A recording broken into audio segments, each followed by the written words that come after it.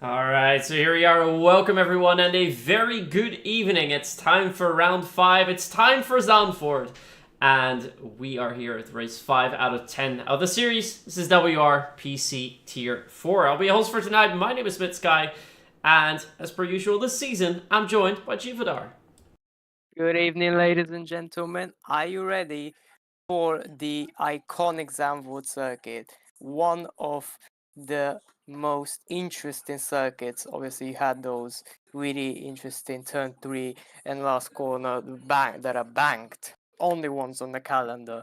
So track really does prove to be a very interesting flow of corners.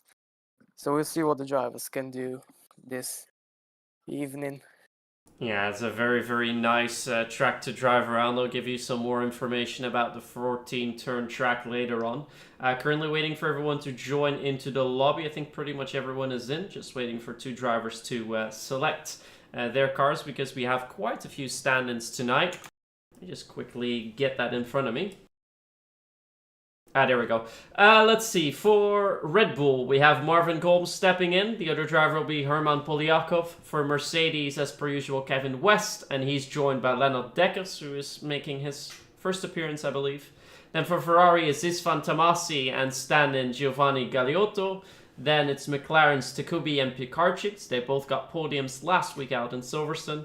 Then for Aston Martin, Joel Lindstrom stepping in. And he's joining Brandon Clark. Alpine sees the regular pairing of Steven Vasso and Nicolino. Williams has your championship leader Dennis Langrock and Meow. Then for the Racing Bulls, we find Oliver Knott and Mr. No Quali Pace. Then Kik Sauber, your standard lineup of Elku and Mr. Pike. And then for Haas, we have Sarpili and making, I believe, the second appearance this season, Miska Haikala. So quite a few stand-ins tonight. Shivudar, you familiar with any of these people? Yeah, with a lot of them. By the way, info. No quali pace is Oliver Knott, who won last time around in Vegas. No, what am I saying? Nice list of double 2 then. weeks ago in Vegas. Yeah. I mean, to be fair, he did get pole. Oh, no, he didn't, actually. He was the half-tenth of pole. So yeah, no quali pace does indeed apply to him. He didn't really expect to be that fast, to be fair, so... I mean, he's a Vegas merchant, so kind of makes sense to win the Vegas race. Yeah, so the other driver is indeed Ben Shawley. So Oliver Knott, indeed, as you mentioned, Mr. No Quali Pace, and Ben Shawley, the second Visa Cash App Red Bull. We'll just call them the Racing Bull drivers. It's a lot easier for us to mention. But last week out, I mean, we had Silverstone. Sadly, I wasn't there, wasn't feeling too well, but I heard that I missed quite a banger of a race, didn't I? Yeah, I mean, it's Silverstone, so it always provides good racing, but you had so much interest in. So you had Mr. Pike serving the quali band, so he was starting at the back. He got up to like P6 in 3 laps. Then, of course, he had an incident that he got reported for, by the way, and dropped down to like P12. You had a really interesting fight in the top 5. You had a few moments where almost someone lost DRS and it would have been game over, but it was a very interesting. Oh, why am I muting? Nice. It was a very interesting race in terms of strategy because a lot of people were on the mediums, but there were also some on softs that made it work. And then there was Jan Schrellik in Red Bull who actually went for the medium to hard strategy, which was very interesting to see how it played out in the end. Yeah, and he did finish P8 with that. There were 3 incidents reported from the last race, of which 2 were penalized. Mr. Pike got a 3-second time penalty for that incident with Miska Haikala, and there was a 5-second penalty given to Nicolino for his incident with Pikarczyk and Dennis Langrock. The race went to Takubi, who I believe also got pole position. He has 1 pole position set. He's now up second in the standings, 43 points. Dennis Langrock still leading the championship after he came in second, 15 points ahead of Takubi. Miao's now dropped to third in the standings with a 9th place, and Pikarczyk's got his second podium, a second consecutive podium as well. So he's with 30 points in P4. But yeah, as we were discussing prior to this qualifying session, prior to this stream, we've had 4 races so far. We had 4 different winners. Dennis Langrock won the first race in, that was Circuit of the Americas, COTA.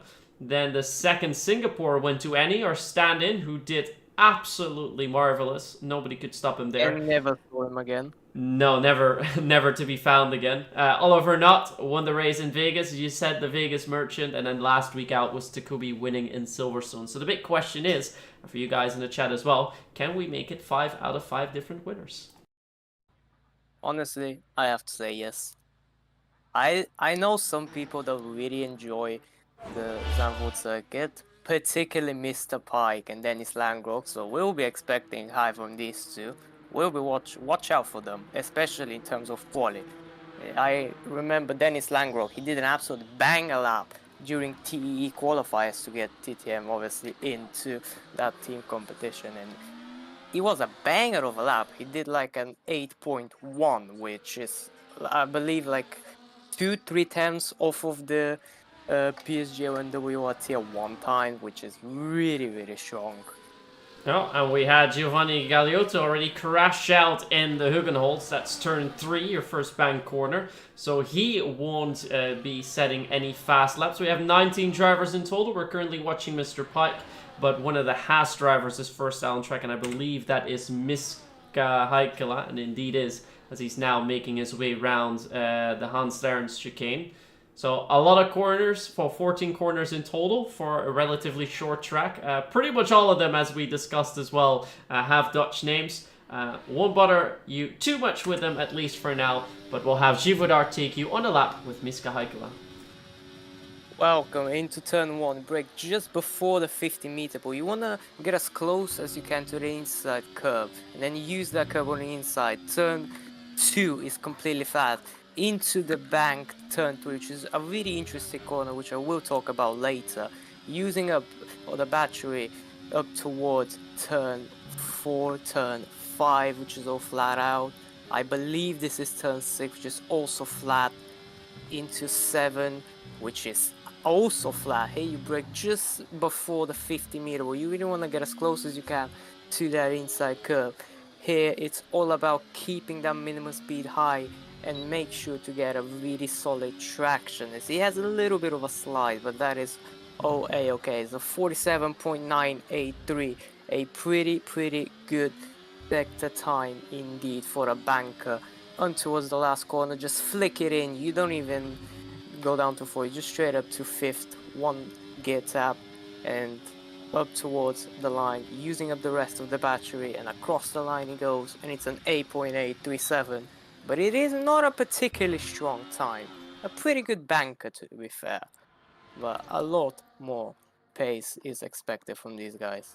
Yeah, we already see Meow being down with about 2 tenths, but Mr. Pike was already up 2 tenths in that second sector as Marvin Golm goes quickest, but Mr. Pike is there to beat it with a 108.6, but we heard the drivers setting personal bests of around 108.3, so we might go a couple of tenths quicker than we see for now, as I seem to have a little bit of lag when spectating the drivers. We, of course, had an update as of late. I noticed that the lap and the time screen are now posted in different size and font, so that's a little bit new. The rest, at least for now, seemingly the same, as we see Joel Lindstrom starting his first flyer, and he's now making his way around Skyvlog and into, let's see, that would be the Masters, and then into turn 9. Turn 9 doesn't have a name anymore. Then turn 10 does, the cm.com corner, named after the namesake of the track as of now, and now is now making his way. The end of the second sector, Mr. Pike did a 47.7 here, so he's 3 tenths off making his way through the Hans Ernst, so he should be for about a 108.9, a 109.0, and that will put him right in between Miska Heikkila and Ben Schawley. He's now making his way around Darie Luijendijk, of course, the man that we know, 2-time Indy winner, Indy 500 winner. And Lindstrom indeed comes through in a 108.9 as Oliver Knott suddenly goes a tenth quicker than Mr. Pike. Great run by him. Yeah, to be fair, I did not see his lap, but it did look great in terms of lap time. A tenth quicker of P2, and yeah, a lot of people though either messed up or invalidated their laps almost half the grid, so still a lot of question marks to be answered in terms of pace. Also, you have both Eversha drivers, both Alpines, did not set a banker as I say that, Stephen Vasso is on a lap. Oh, goes very, very wide. Almost goes off the track. And that is not how you want to take this sequence of corners, particularly not when you almost lose the car in the middle of the apex. And yeah, he is pretty much with the pace of Ben Shorley, which is not gonna be enough for any good result. But they still have 12 minutes on the clock to try and improve, so we'll see who can set a very, very nice lap time. Expecting a lot from Langrock, to be fair, as he's starting his lap now, riding the ghost of IIT Sam, who's in P5. Oh no, man, that's Kevin West. Yeah, why have they started their laps when they're riding each other's cars? That is gonna be so dang confusing for them. I've never seen someone actually do that. Well, for Well, Langrock, at least for a time being, it doesn't matter that much, as he's already gotten ahead slightly. He started the lap just behind Kevin West, but looks like he's picking up some extra speed, and especially through turn 8, gaining a little bit of distance, but losing just a tad bit into turn 9. Turn 10 is a very difficult corner. It's very easy to get a little bit of understeer, moving you to the outside of the corner. And it looks like in the second sector, Kevin West has come back slightly. Langrock still 2/10 off the pace that we saw Mr. Pike do, so it's about 3/10 off of Oliver Knott's lap time. So should be going for around the time that Miska Heikel has, but I think he's just a tad quicker. As we saw Kevin West have a little bit of a moment in turn 13. He's going to enter the pits, and Langrock even surpasses the time of Pekarczyk and Herman Polyakov. Currently P6, but I think there's more in the tank for Langrock. yeah, definitely saw him locking up the front right, heading into, I believe it's turn 9. Yes, it is the right hand of turn 9, sector 2. So he definitely lost quite a bit there. There is still a lot of time to be found. I'd say half a second, more or less, for him, as he had a lot of moments on his lap. And he has shown he's got great pace. So we'll see what he can set in the final 10 minutes of the qualifying session. In the meantime, Isfan Tamasi is making his way around the Arilandijk in across the line for P13, 109.3, so not really too competitive as of yet, as we also have Elku now in the first sector. He's about to come through. We saw Langrock do a 24.1, so I think we should be aiming for low 24s, and Elku also does a 24.1, so not too shabby, but need to keep up that speed and go for, I believe it was a 47.7 that Mr. Pike did, so just a bit quicker than that if he wants to get close to what Oliver Knott did, as Marvin Golm has moved himself up into P3 with Herman Polyakov just beating that, and he's only 100 off of the time that Oliver Knott was able to set earlier on. Elku does a 47.9, so that's just a bit off. 108.7 is what he's going for, at least for now, as he just has 2 more corners to go. This is Kumo, has a big moment. That's a spin as well. Not sure if he had any damage there. Now he definitely does. He rejoins the track quite unsafely. That's a front wing gone, and that's a lap gone for Elku as well, which would have been enough to at least put him in the top 10. Yeah, that is not really what you want to see, but it happens because it's a very high risk, high reward corner. Like, you're trying to send it as much as you can and carry as much speed as you can, because obviously the speed that you carry into the corner you keep for the rest of the straight towards the start finish line. So yes, Meow has actually retired from the session. I don't know why, but he's up in P5. Does he think he's not improving the lap time? Or has there been an incident? Because I didn't see a yellow flag. No, me neither. I don't think there's been an incident, so I'm not entirely sure why Meow has retired. He's also left the session now, so maybe he's struggling with some FPS issues that we've heard some drivers complain about. And to be honest, you can see a little bit as well as we're spectating the drivers. So now seeing Joel Lindstrom making his way around C13, a little bit of a spike there. Now through 14 final corner, he was a little bit quicker than his previous lap time. Will it be enough to improve much? It's only enough to jump one position, but he's now in P10, 108.8, so still 3/10 off of the pole lap time that Oliver Knott holds for now. But I think, seeing that the track evolution's also there at a couple of tens, I think will see the drivers improve just a bit more. Yeah, Pikachu is, by the way, on a great lap. He's 2/10 up and currently on for provisional poles. He goes through the final 2 corners, manages to carry good speed, using up all of the overtake that he has, and across the line. And that is a very, very nice lap from Pikachu, 108.440. And that is him slot into provisional P1. But we'll see what the guys behind him can set. Very, very strong lap from the McLaren, and we're yet to see Tehubi actually set a competitive lap time.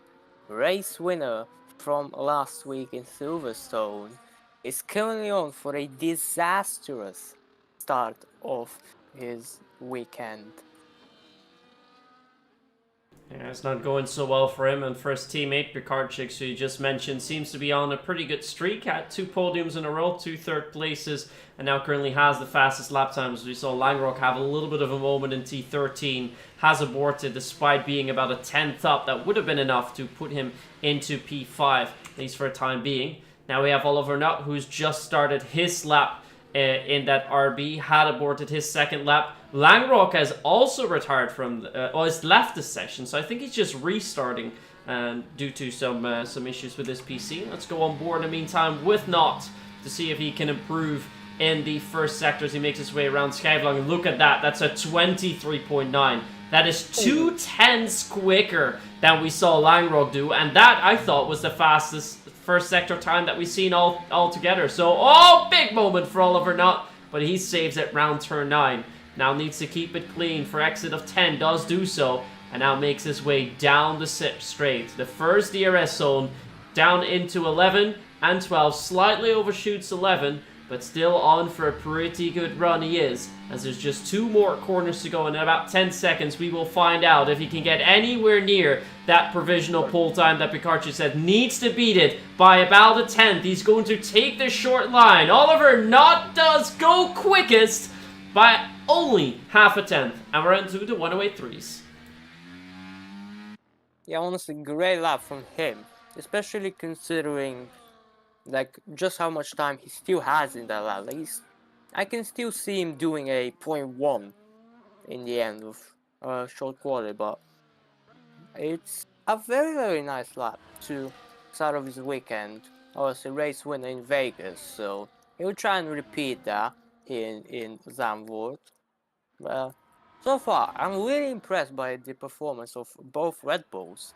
P3 and P4 really comfortably with pace, and as Herman actually just goes into P2, improves by about half 10th.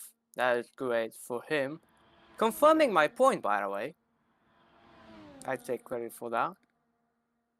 Yeah, he's doing very well. We saw a pretty smooth lap all the way through, but it looks like the most time he's losing to Oliver Knott is in that first sector, about 10th and a half that he loses there. It really is Oliver Knott just beating everyone out there in the first sector, and yeah, with that moment that he had in turn 9, there definitely is more in the tank for Oliver Knott, and if nobody can go quicker in sector 1, then it should be pole for Oliver Knott if he can tie it together. Yeah, it's not that Herman didn't do a good sector 1, it's just that Oliver Knott is so much better than everyone else through those 3 corners and a straight. Like, he's like a 10th quicker of anyone's sector 1. Like, that is insane, considering it's roughly 3 corners. 2 of which, one of which is flat out, so we only really have turn 1 and then the banked turn 3. So finding a 10th is immaculate through there. I know the turn 3 is pretty technical against that it's banked, so you can carry a lot more speed into it than you think, and then because it's banked and angle of the corner, it actually goes inwards, which helps the downforce of the car just stick to that track a little bit better than if it was all flat. So it means that it compresses the car down, and it means you're able to stick a lot more from the traction, and it's great if you manage to nail it. But if you don't, it can really hurt your exit if you don't get the entry quite right. Because if you don't carry enough speed, you essentially doomed for the next straight. Yeah, that's exactly it. But the good thing about the corner is, though, is because it is banked, it does allow for different racing lines. And we see the drivers picking that out a little bit. You can either go very low into the corner, try to have a little bit more speed inwards, a little less speed on the exit, or you take it more around the middle. You have to brake a little bit harder, but can carry some more speed through the corner. So perhaps Oliver Knott has found something there that the other drivers are unable to find. As we saw Mr. Bike abort his lap was only 3/100ths quicker than his own fastest lap time. And now the drivers are getting ready for their final runs. We have 1 minute 45 left on the clock. And it's currently Ben Shawley who's the first one out on track trying to make that corner. And he goes for a slightly lower line, but not as low as you can go here through the hook and holds. But there we go then, Ben Shawley, the end of the first sector, 2,000s down on his own lap time, but has already given out a 10th and a half to Oliver Knott. So likely won't be contesting him for pole position. As a little bit of a moment entry, turn 9 exit as well, but still looks pretty quick. And with Ben Shawley only being on a 108.7, there should be more in the tank for him, and I think he can definitely get to a 108.6, and that would bump him up into P5, as he's now about half a tenth quicker than his own provisional best. That would be almost enough to put that car in P9, as we have Kevin West, I believe, retiring. That's a yellow in Sector 3. But here we go then. Through Islandag, Ben Shawley goes. This has to be the lap for him. How much of improvement will it be? It is quite a bit, actually. It's P7. Well done. Yeah, I mean, he improved by a tenth, so it's pretty nicely, but considering the caliber of drivers... Not even quicker! 23.8 in the first sector. Okay, he's just showing off here. Let's see if he can nail turn 9 and 10. Picks up a little bit of understeer mid-corner, but it does stabilize the car a little bit for this exit right here, so we'll see what the sector time is saying. It's 2/10 up. That is an absolutely insane lap so far from Oliver Knott. See if he can nail it through these last couple of corners. Down to 5th, sends it, uses the battery, as he actually stops because he will run out of deployment, but across the line he goes. And it's a 108, 056, 3.5 tenths quicker than P2. That is a monstrous lap. That is absolutely insane by Oliver Knott. The lap looked oh so clean, as we see Marvin Goll has aborted his lap. Herman Polyakov is on for one, but he's a 10th and a half down. Pikarczyk now goes second fastest with a 108.3. But I don't think anyone's going to come too close. Mr. Pike still on for one. He's half a tenth up, as we see Langrock and Takubi and Vaso make their way through in 5, 6, 7. And here comes Mr. Pike. Still has an opportunity, as Istvan Tamasi has retired as well. Mr. Pike, can he still improve a little bit? He should. He improves by just 1, but that is enough for P9. I think the only one still on is Gregory Russell, but he's down 9 seconds. So that will be it, because Marvin Goll is not on a lap either. It's pole position for Oliver Knott. 2.5 tenths, a 108.0. I'm very curious to see what the F3 and F2 guys are going to do, because I think even for them, this will be very hard to beat. Yeah, I mean, to be fair though, that is a monstrous lap. Like, F1 were doing about 0.7 to 0.8. Like, Oliver Knott is within 2/10 of that. And considering he's in tier 4, that is a monstrous lap. Like, you don't get better than this, essentially. And it'll be very, very comfortable heading into the race for him, as he knows he has got the pace, and then some, to say the least. But it will be really interesting to see what the battles behind are. because we have a very, very close field indeed. It's P4 to P12 within less than 2 tenths, like almost a tenth and a half, which is pretty interesting to see what happens in terms of the race strategy. Obviously, race strategy towards here. It's one of the few tracks, along with Silverstone, where it's actually faster to use the soft compound and then switch to the mediums instead of using the hards, which is gonna definitely provide some good racing from the back of the grid, but it's a little bit tighter of a circuit than most, so it's a little bit difficult to overtake compared to like Silverstone, for example.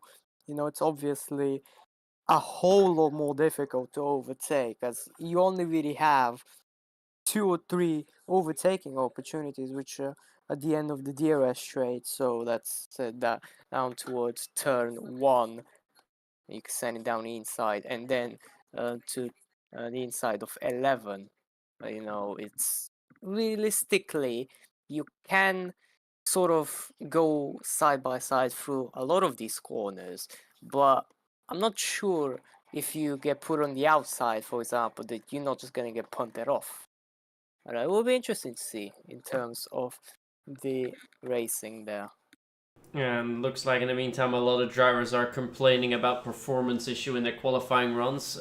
Seems like T6 had the same issue, so a lot of drivers will be restarting. And just for precautionary measures, we're also going to have a new lobby that is going to be created. We have to do a restart anyways to change a couple of settings, and I think most of the drivers will leave. I believe we have 38 laps in a moment, half race distance.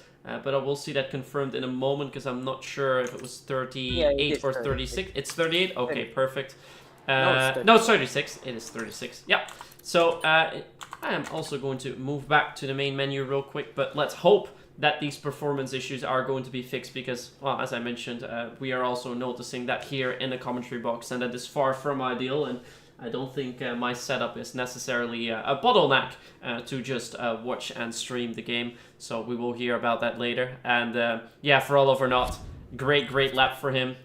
Quali Marchand is back, as he's already saying. But I mean, if you were watching us on boards, we caught his last lap. You saw how much more fluent he went through the corners. He could take more speed through the corners. His car looked much more stable.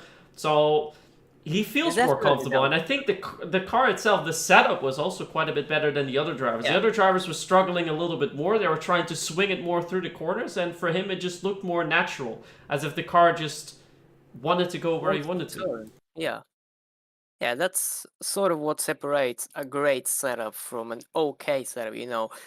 If you look at any onboards from like esports drivers, like our tier 1 drivers, for example, the esports drivers, when you look in their onboards, like they're barely steering, like the car just wants to naturally turn into the corner. And if your setup doesn't feel great, you essentially trying to force the car to turn, and it doesn't really look that natural. Like, it doesn't feel great, and also if you look at it from the outside, it also doesn't look great. As you're trying to make these micro corrections to sort of be on a little bit, try and compromise for the instability of the setup. But if it's not too great in terms of oversteer, so let's say it's understeering through a corner, you just have to steer more roughly. And if it doesn't work out, then it's absolutely horrendous to drive. Like, this is the F1 24 game is such precisely made that if you don't have a really good setup, the entire game just feels like crap. And if it doesn't work out, you're gonna have really bad pace. Well, to be fair, we noticed the same with the real world cars. We saw how much it mattered a couple of weeks ago in Qatar when the Red Bull was nowhere to be found in the sprint. They made some tweaks and suddenly you're on pole position, at least until the stewards intervened. So it, and that way I think it's good that it reflects the actual real world, but it makes it that much harder for the drivers to compete. But yeah, the update now sadly not helping the drivers out whatsoever. So we're having some performance issues. So let's hope that the drivers can fix this with a quick restart. Hopefully the new lobby also helps a little bit with that. But we're going to find out in the race. If the drivers are going to be having more issues with that, we will likely see that result into some more incidents along the way. Last week out was only 3 incidents reported, of which 2 punished. So perhaps due to that, we will see a little bit more happen. But then again, in the Netherlands here at Zandvoort, because you have the gravel traps outside the corners, if you do make a mistake, if you do get pushed wide, it will immediately be a proper incident. So I think that will also result in quite something, don't you think? Yeah, I mean, it's especially in turn 8, which is, right after the really, really fast turn 7, and you had it with so much speed. And if your race setup, for example, it's slightly understeery, you can go just a tiny bit wider on the outside curb between turn 8 and turn 9. And if you get caught up in that, you get spit out of the track and you're gonna lose not just one but 15 positions probably. It is such a big time loss if you manage to get that curb wrong. Y- And in terms of race trim, because you have more fuel, the car naturally is a little bit more stable and understeery. So when you're trying to take that almost flat, if it doesn't work out and you get sent wide, you're gonna lose a whole lot of positions. Not to say, but I believe someone will definitely do that in terms of race practice, but hey, it's okay. We'll see. It is definitely going to be an interesting race that is going to last 36 laps. But now, because we're waiting a little bit, also some time to give you some more information about the track that we'll be driving at tonight, and for which we'll be seeing 2 more editions before it's going to be removed from the calendar after 2026. So 2 more races we will see in the real world at Zandvoort. The track's 4.259 kilometers long, or 2.646 miles, 14 turns. The corner names I'll cover with you in a bit, and 2 DRS zones. One with a detection just before turn 10, that's the CM.com corner, and with the first DRS zone from after turn 10 towards turn 11, which is the Hans Ernst chicane. Then after the Hans Ernst chicane, because it's double corner, turn 12, detection number 2 with the zone from after turn 13, that's after the Kummel corner, up until turn 1, which is Tarzan. Distance from the grid to turn 1, 215 meters, so very short. And the most victories ever had here by a real F1 driver, Jim Clark, 4 race wins. So even Max can't beat that for the time being. Maybe with 2 more editions to go, he'll be able to get that along the line. Then about the corners, turn 1, Tarzan. Quite an interesting backstory around that. Maybe throughout the race we'll be able to give you some more insight on that. Turn 2, it's named Gerlach, after Wim Gerlach, who passed away in that corner in 1957. Then turn 3 is the Hoogenholz, named after the former director of the track. Then T4 is the Hanserach. T6, Slotenmakersbocht, also named after a driver who sadly passed away at the track for him in 1979. Turn 7, Schijfvlak, the corner that's probably the hardest to pronounce for everyone out there. T8, Masters, named after the racing series. Then 9's unnamed. Turn 10, the CM.com. 11 and 12 will be your Hansdown chicane. Then it's Kumo in 13. And finally, the Arie Luijendijk corner. The man that won the Indy 500 2 times. And I believe is the only Dutch driver for the time being who has won that. Quite a lot of info there. Still some more background stories that we can share throughout the race. But yeah, for a track that sadly won't be on the calendar for all too long, it does carry quite a bit of history. Yeah. I mean, it came back in 2022 or 23, and so far has provided pretty good racing, to be fair, especially with the tricky conditions. The track is in Netherlands, so rain is obviously a big factor. So we'll see if we get some of that in the race. But it has provided very, very good racing, even though it's a little bit tighter of a circuit. You know, it still provides great overtaking opportunities down into turn 1 and then into turn 11 with the two DRS straights. And I think we will see some pretty nice racing, especially from the guys at the back who are probably going to go on the soft and try to attack, get some track position, and then work together to build up a gap with the undercut, which is not that powerful on this circuit as it is a shorter circuit. You know, it's one of the shortest on the calendar next to Austria, and it has been proven that the overcut is probably the better strategy to go for.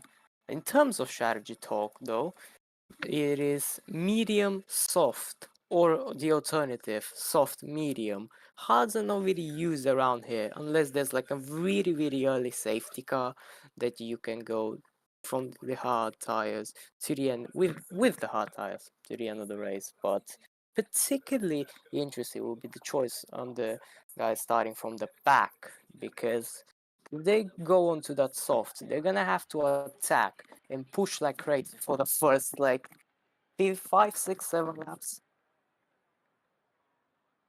Well, in the meantime, let's switch over to our in-game view because we have now loaded in and are about to get ready for the race. I do think some drivers should definitely try and make the gamble for the softs. I don't think it's unexpected to see a safety car in the first couple of laps, given how closely packed the field is and also the issues that we've been having so far tonight. So definitely be on the lookout for that.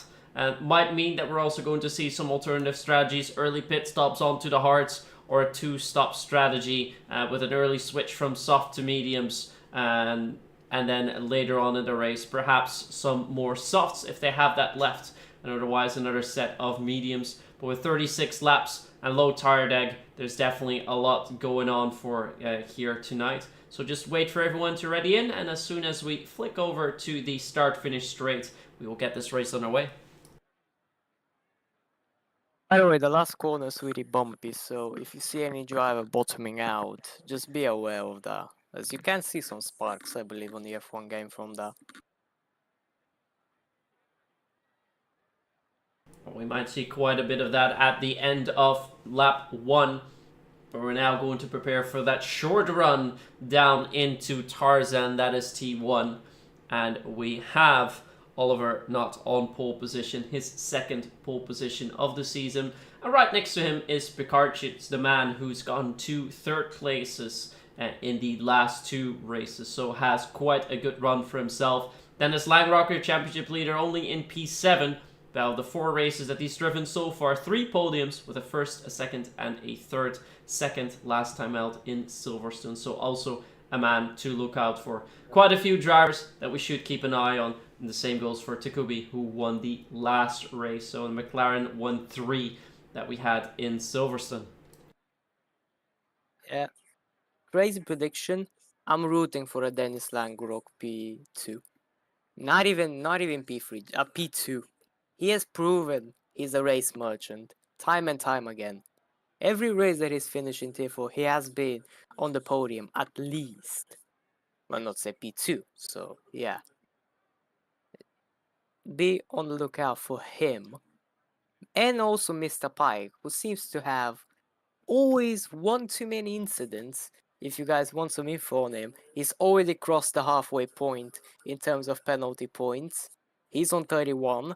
I believe you need 60. Yeah, to have a season now.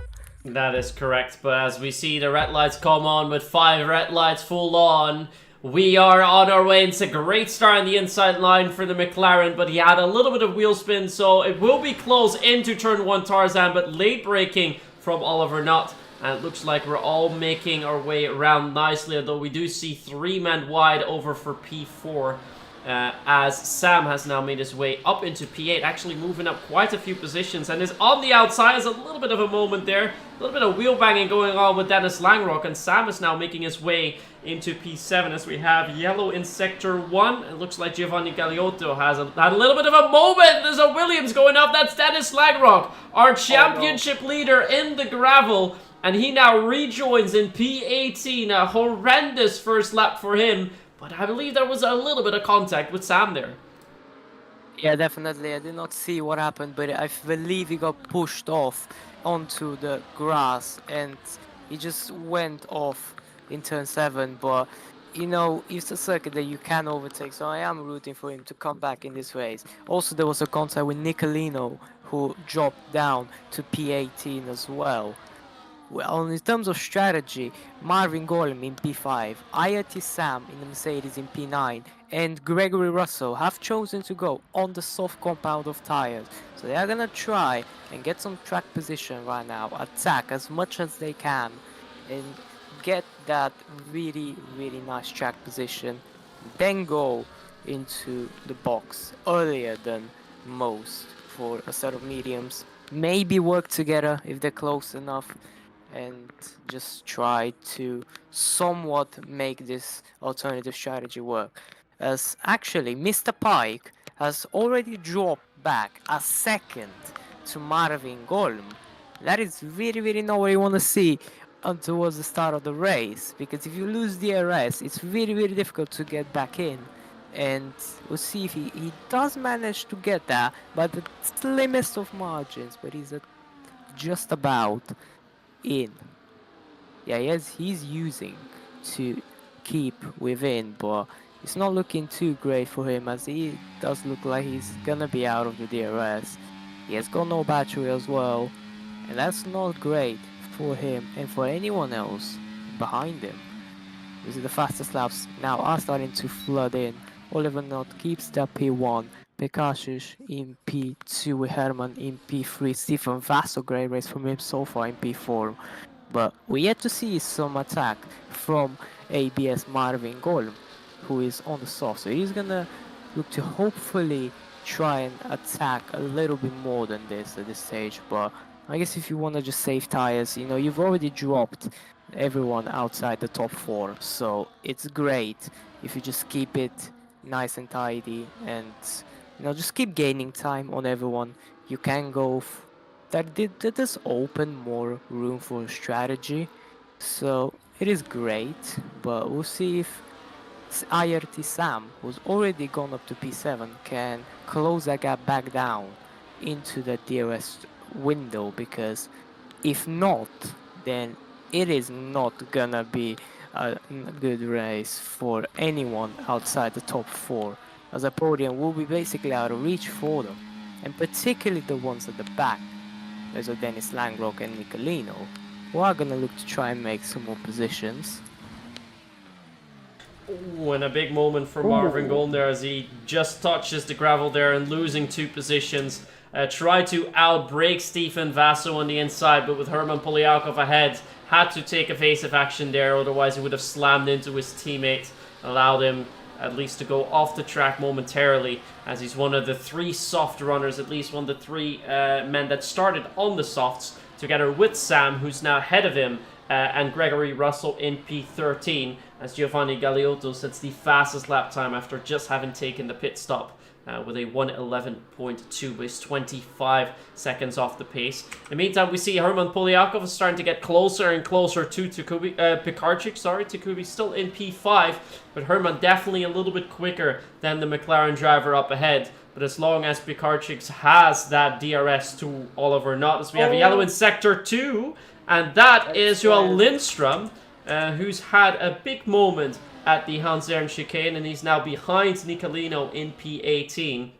So that is not looking good for him, but it doesn't look like he has any damage, and he does seem to be staying out, so that at least is the good news for him. But up ahead, Oliver Knott seems to have the best pace so far, with the drivers behind unable to catch him despite having 2 DRSs. Yeah, I mean, his setup just looks on rails at this point. It looks great for him. You know, he's controlling that race pretty well so far, not allowing anyone to try and set up a move. You know, he's always keeping that gap about half second, which is a pretty healthy gap. As with the DRS trains around this circuit, you can't really close that big of a gap, as you know, the circuit itself is pretty short, so that also means that the DRS trades are pretty short as well. I believe they're about I don't know, 500 meters, somewhere around that, which is not that big of a gap. As we see Herman actually try and go for a move up the inside of Pekacic, as they have almost lost the DRS, but nothing to worry about from their side so far. We already see the harvesting coming out from Pikarchik's. Herman has a lot of extra pace. It's the second time he's tried to make a move into the Honsterns, but was not able to go for the overtake. Perhaps a late send now, but the inside being covered nicely there by Pikarchik doesn't allow Herman to go for a send as they now make their ways over the Hunsrück, across the Slotenberg and into Skyflock. He is still behind for the time being, but definitely has a little bit of overspeed of about 2 to 3 tenths as we see more harvesting from Pikarchik's up ahead, as Herman now has a few corners where he goes a little bit wide, immediately loses touch with Pikarchik's up ahead, who in turn has found the rear of Oliver Nutt a bit more, and Herman has to watch out for Steven Vasso, who is getting closer to him. We have the entire field, apart from Galeotto, within one DRS train, but it's something that you see at Zandvoort a lot. You will really need to make sure that on the exits of turn 13 and on the exit of turn 10, you get a better exit than your competitor, and then you can go for a move at the end of the DRS zone. And you can go for a surprise move, as we now have less of a surprise move with a send into turn 1. That is the move for the race lead for Pikarchik, but it's also possible to make a move, as I was saying, into turn 3 if you can catch your opponent off guard. But looks like Pikarchik won't be caught off guard there, as he has a good cover down the inside there. Yeah, obviously you saw Herman Polyakov actually trying to complete a double move on Oliver Nutt into turn 1, but he wasn't quite close enough to make that move stick. And he's now all the way, pretty much he's trying to defend from Stefan Vassel, who seems to have great pace so far in this race. And he's really trying to pressure Herman into a mistake, as he has got a big ERS advantage, which is something that would play a big role towards the end of the stint, because obviously if you catch your opponent off guard when you start using your battery earlier in the acceleration zone and he does not till like halfway down the straight, you can have a great run on him. As we see, Oliver Nutt and Herman both trying to go for the move. Will Herman be able to complete side by side? There you go, through turn 2. Oh my goodness. Almost loses the car to Herman Polyakov, but he's still trying to go for that and does not quite manage to stick it, but he almost lost the car over the curb of turn 2, which is a pretty big curb. It's pretty high up in the air, so you ideally want to avoid that one, but you know, when you go in side by side, it's really difficult to do so, and you know, stuff like this happens. You can't do anything about it. Mr. Pike goes down the inside of Marvin, going side by side. They go through turn 10, a little bit of wheel banging, but it's all fine. And that is Mr. Pike through. Or maybe not. Never mind, yeah, he does manage to stick it. But yeah, both IRT cars now, Sam and Mr. Bowser, they're in the same esports organization, so they maybe want to help each other out a little bit, as the softs are starting to drop back quite a bit at this point. I believe around now is when they actually start getting slower than the mediums, so this is probably an instance as to why Mr. Pike went for that move, and we're starting to see those on the who start on the softs, let's say Simon Marvin Gorin, as well as Gregor Russell, struggle a little bit more than at the start when they were pushing a little bit more, but we'll see when the pit stops come into play, as I believe the pit stop window opens about lap 15, maybe 14 if you want to go for an undercut. And yeah, we'll see what happens from the strategy there. Well, we'll have to see how that's going to play out in a moment. Looks like Sam and Marvin Gorm are at least able to keep within closing distance of their nearest competitors.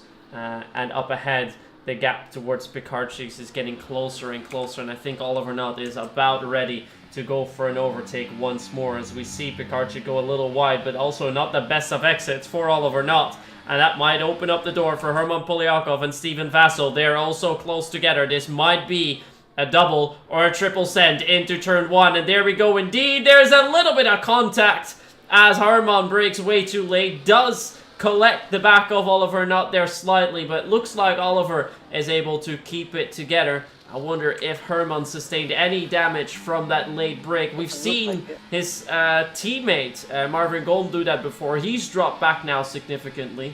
But I think for Herman, everything looks fine. And indeed, there's no front wing end plate damage. So that's good for him. But the drivers around him definitely knocking on their doors as Marvin Golm has now dropped yet another position. Further showing that the softs are starting to drop off now. Mr. Pike, another move down the inside. He goes in turn 8. He's gonna try and stick around the outside. Doesn't quite manage to. Over Mr. Sam has a very, very big slide on that exit. Mr. Pike decides not to go for that move just yet. But we're starting to see Mr. Pike get a little bit more impatient with the soft runners, as the tires are definitely dropping off by the minute. And pretty soon, I believe, he will be able to get past Sam and get up into the leading train all by himself. So we see a great move for the lead. Well, great move from Pikarczyk though. What a send. And we're yet to see a move from Vassell and Herman to get that track position on Pikarczyk or Oliver Nutt. But we're definitely getting closer to that stage. As you know, when Oliver or Pikarczyk go for a move on the P1, oh no, that's Oliver Nutt off. Ooh. Almost, yeah, that is him off into P4, and that is a very big setback for him at this stage. As you know, it's so hard to overtake on this track that a mistake like this could be very costly. But keep in mind, he did get really lucky because he actually managed to stay on that curb. Because if he went off into the gravel, he would have been down by like P14 by the time he rejoined. So he did get pretty lucky there. But he's now all the way up to the back of Stefan Vassell. He's And there's a Red Bull in. move. Marvin Golm is the first one to make a pit stop. And look at that, round the outside Oliver Nutt goes. And he manages to get the overtake. No? Wait. Never mind, that was lag. That was laggy. I thought he had the overtake done on thought he the had Alpine it, driver. but it was He's lag. now trying to send it down the inside. Side by side, they go over the Hunsrück, but there is so little space here as they make their way through turn 6, and Oliver knows he has to stay behind there because there's no way you're going to overtake into Skyvlak. Now turn 8, this is where he made the mistake in the last lap, and he makes it again! He goes way too wide, rides on the curb, gets stuck a little bit, and loses 3, almost 4 positions in the process. Should have known better to take that a little bit different this time round, but makes the same mistake 2 laps in a row and is now down to P7. Yeah, that is definitely not what you want to see from P1. And Gregory Russell is out of the race. And That's a safety car.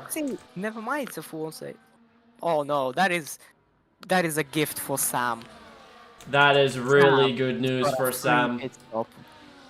That is a free pit stop for him, but I think all of the drivers will be coming in. Most of the drivers will have to go for the hards. There is no way that these softs are going to last 24 laps here. But for Sam, the mediums, they might last all that time. Or is he going to take... No, he's going for the mediums. He will be on better tires compared to all the other drivers and might see that come to fruition at the start of this session. But it looks like... he's still in P5 for now. It looks like no position changes in the top 5. Jacoby's in 7th. Miska makes the positions up. No. Marvin Golm is still out. He's still in P8. He just stopped 1 lap before this incident. But I don't think Marvin lost all too much time there. Yeah, I mean, he didn't really lose that much. But obviously, he would have been better off if he did actually stay. No, never mind, because Herman is ahead of him. As Herman, though, is in the lead of the race now with Pikarczyk in P2. So that is great stuff from these two. and Oliver Knott is in that fight for the race win again. And also good news for Giovanni Galeotto and also Dennis Langrock, as we see Elku dropping a couple positions. Not sure if that was due to some lag. Let's see if we can go back to him and see what happened there. Yeah, there's a lot of lag for him. That's what's costing him all this time. But yeah, for Langrock, it means that he can join back up with the queue. Same can be said about Giovanni, who's had that moment in the first lap. So it's the safety car helping those couple of drivers out well. For Marvin Golm, definitely not too bad either.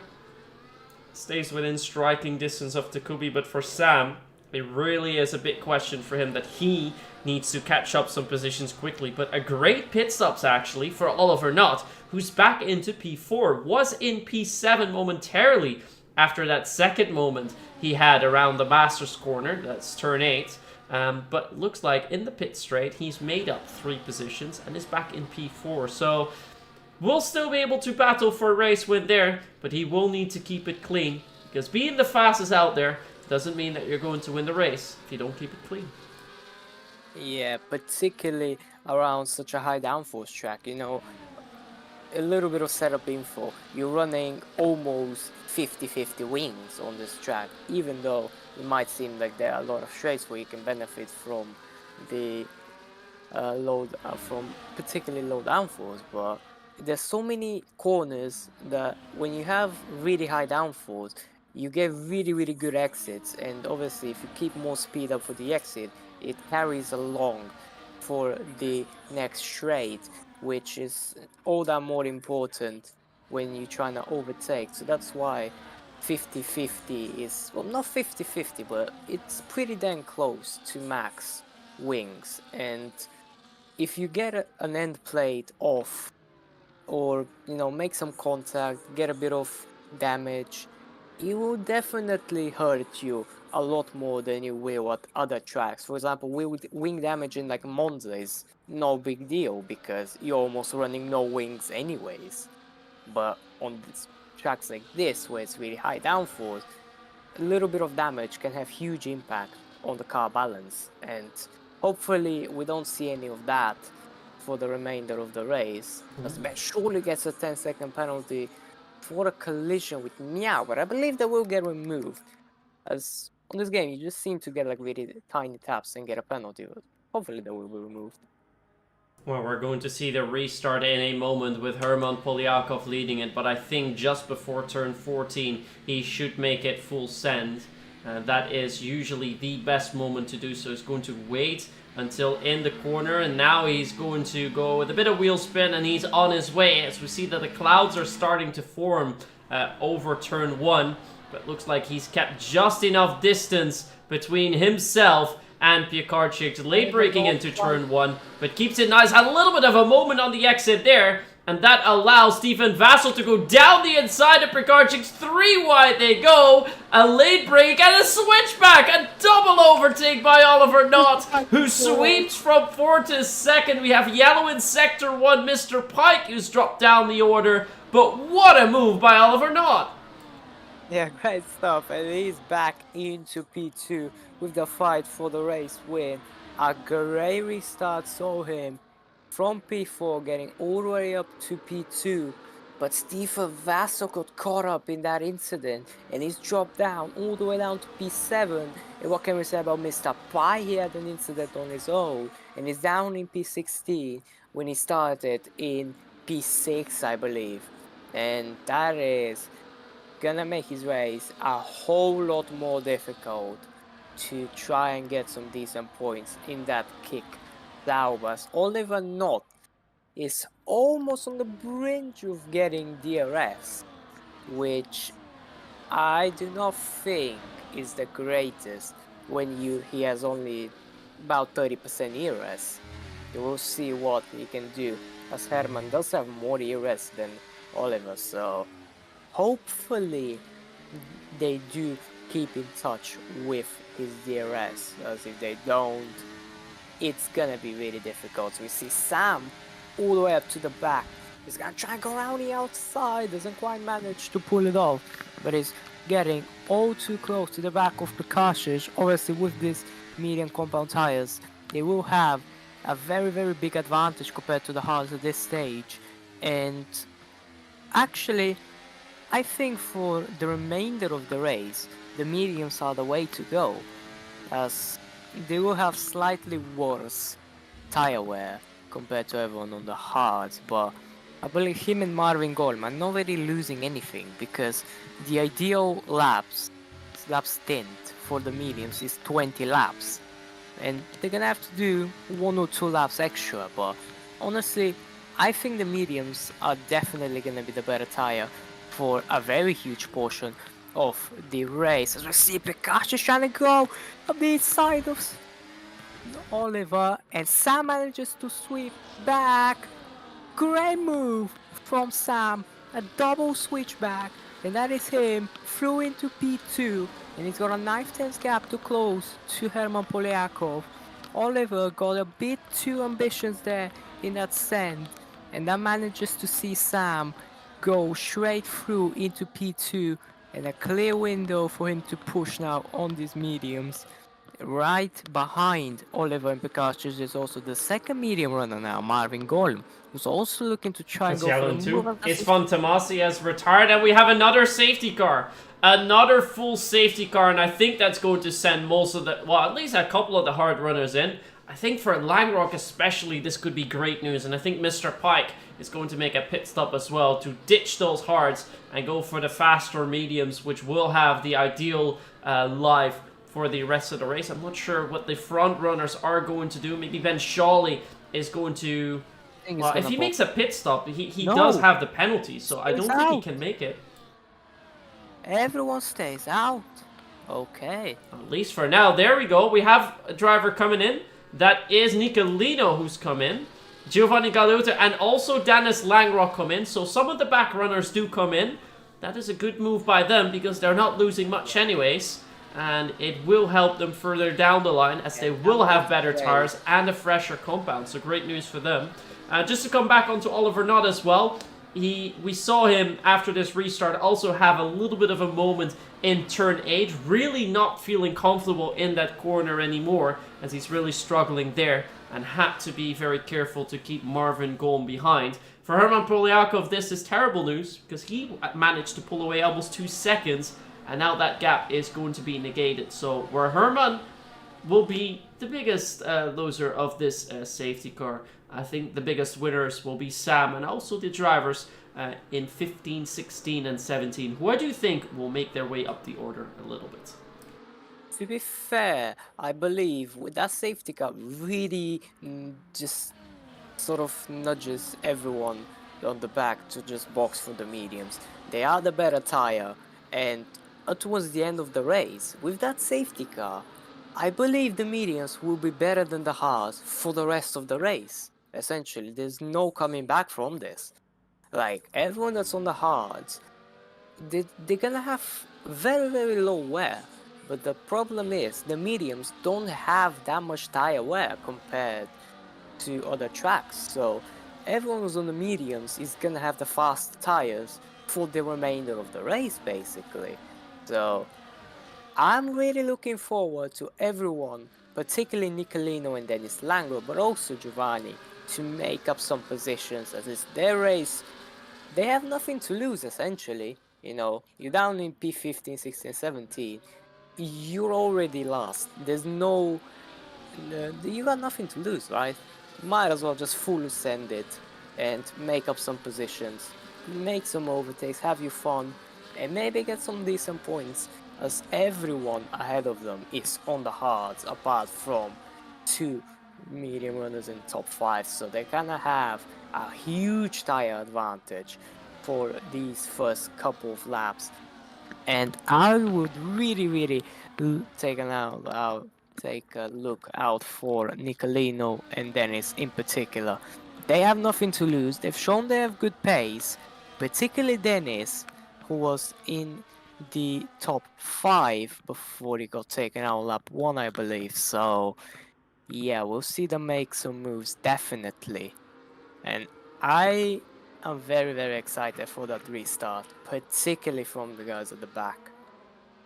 Well, we're going to see that restart now, and I think for the guys in the back, the best place to make a move is straight off the bat into turn 1. So we'll be keeping a good eye on Nicolino, although we also have to look at the gaps between Herman and Sam, because Sam might want to make a move into turn 1 as well. But for Sam, I think it's a little bit better to just wait a little bit if he can't make the move straight away, and then with the DRS send him past Herman and then try to maintain pace and see if he can build a bit of a gap as well. But further down the line, as you mentioned, for Nicolino, for Langrock, and for Giovanni, as Oliver Knott now picks up a 10-second time penalty for a collision. That is also likely going to be appealed later down the line.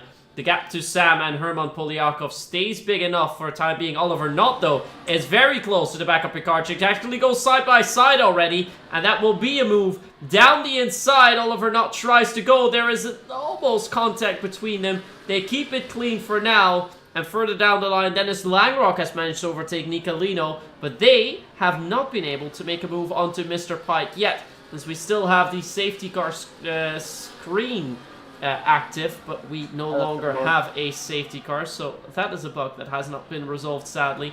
As in the meantime, Marvin Golm is getting very close to the back of that racing bull of Oliver Knott. Yeah, sparks are already starting to rise in that bottom 5 as Mr. Pike goes wide and drops down 2 places. Giovanni and Dennis are already starting to make some ground up on those mediums, already up 3 positions on lap 1 of that restart, and it's particularly great for Giovanni, who's really banging off moves as he goes for a double switchback on Miao and Elko, and that is a great move from the Ferrari to see him in P10. What a lap 1 of the restart for Giovanni. From P18 to P10 in the span of 1 lap, and we've got 16 more laps to go. Great races. Dennis also tries to find a move around Miao, who will probably let his teammate go. Yes, he will. And that is Dennis into P12. And they're already starting to make some ground up. In the top 5, no changes so far. Pikachu is just trying to hold on to that DRS for now and just wait till the end of the race when the tires are gonna have not the biggest advantage, but probably just the least disadvantage.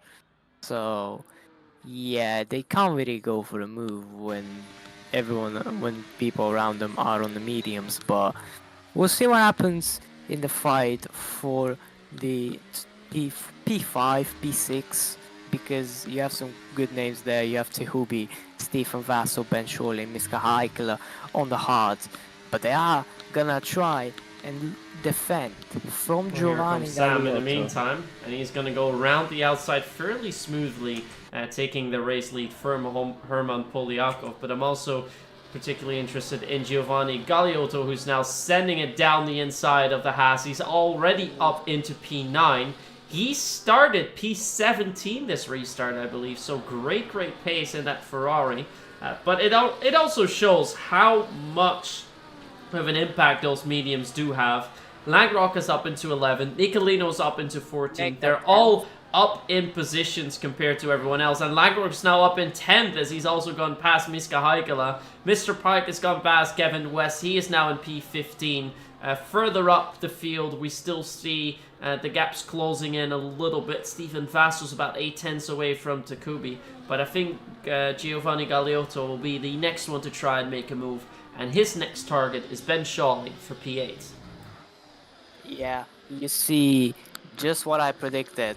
Everyone, well, not everyone. I mean, I say everyone, there's like many people, but it's mostly just Giovanni, Langrock, and Nicolino, who seems to have fallen back a little bit compared to his, well, not rivals, but yeah, sure, we'll say rivals. But Giovanni says the fast lap of the race, and that shows just a great pace he has. Down the inside he goes. We'll make that one Stiesi Dark. Great move from Giovanni. What a send on turn 1. Great moves from the medium runners, and they're carving their way through the field really nicely so far. And keep in mind, there's only been 3 laps. They have 13 more to go, and to be fair, I believe at least one of them will make it to the podium as Langrod goes down inside of Ben, surely for P9 in turn 10. Through turn 10 they go, and Dennis manages to close their move, and they are carving their way really lovely so far. You know what? You know, Galeotto gets past Ben, and then 2 corners later Dennis follows him. Great teamwork. I mean, it's not a teamwork, it's more of like you just trying to make the same strategy work, so you're just helping each other out basically. And it so far looks pretty lovely. Sam goes for the lead. Another fastest lap from Giovanni. And you can see how great those mediums are. Obviously, their pace advantage will be dropping with each lap. But I still don't think it's gonna be that big of a disadvantage for the mediums, even to the end of the race. No, I don't think so either, and I think what also comes into play that the hard runners did stop 5 laps prior to everyone else, so that helps them out too, giving him more of a tire life as it's a late send down the inside of Galeotto into Takubi, and he's made that move stick. He's now made 2 dive bombs that I think even Lando would be jealous of. Those were very cleanly executed dive bombs, and he's now up into P6 with Dennis Langrod now, with the overtake succeeded onto Steven Vasso. He is up into P8, and Langrod is continuing his charge up the field because he still wants to get a podium out of this session, but Galeotto really on a mission here. He now has a gap of 8 to 9 tenths to cut back onto Marvin Golm, but I think he'll be able to close in quickly as Dennis Langrod has now gone past Takubi as well, and he's up into P7. Great runs by the medium runners. That pit stop really proving to be great to them, as Herman has now been overtaken by Oliver Knott. We have a yellow in Sector 3, but that is a retiree in the pit stop, and Oliver Knott has had to concede to Herman Polyakov, so he's now back into P3. And Sam, wide, a little bit wide by Herman and Skyvlot, but he does stay ahead of Oliver Knott, at least for the time being.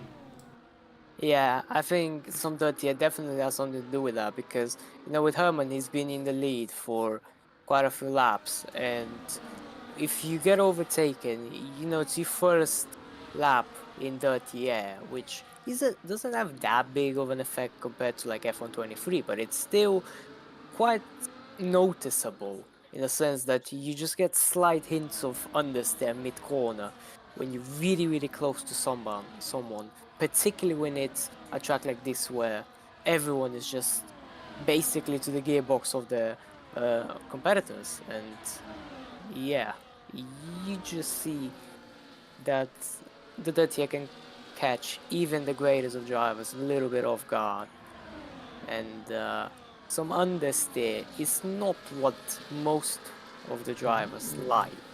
And a bit of wheel banging with Galeotto and Marvin Golm, but that has allowed... Oh, that's so close! They're still wheel banging all the way through Slow Tobacco, still side by side at Skyvlog. How is this going well? They're going off the track, and it's Marvin Golm hanging on, and it's crash! It's a crash. Giovanni Galeotto off the track, a little bit of contact with Dennis Langrod, and it looks like his charge has finally been halted. A little bit too aggressive there by Galeotto, and that has cost him because I think he's got some front wing and play damage.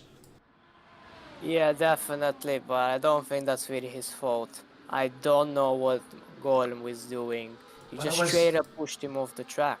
But there was no room for him. You can't make a move down the outside, as we see Nicolino has stopped on the track. But there's not really a way around the outside of Skyvlog, especially with how the turn ends, with drivers exiting towards the left there. So for Marvin, he had to compromise his exit if he wanted to keep Giovanni alongside, but that would mean giving up the position straight away. So it's more, at least in my first view, it looked more like a racing incident, but it's definitely something that's going to be reported to the stewards, and they will have a say about that after the race. But that has resulted in Langrod now being side by side. There's a moment, and there's a big moment with Langrod who spun out contact. Oh my words, what's going on? That's a safety car again. Nicolino Yeah. was out. Yeah, but he retired in the pits. And yeah, He I retired. don't Wait, know. how did nobody else retire? Yeah, that's just wing damage. Marvin Gordon has no wing. So does Tehubi, I think. And Tehubi has wing Langrock damage. doesn't have damage. Yeah, Langrock doesn't somehow. But Tehubi does have damage. Marvin Gordon has both end plate. Never mind, there's only one end plate missing, but he has got wing damage. And Oh, they're going let's in? see who. Yeah, they're probably just gonna go onto the softs, and it's gonna be a sprint basically to the end of the race. Let's see And if anyone Elko's staying comes out? back. Nice. That's what I love to see.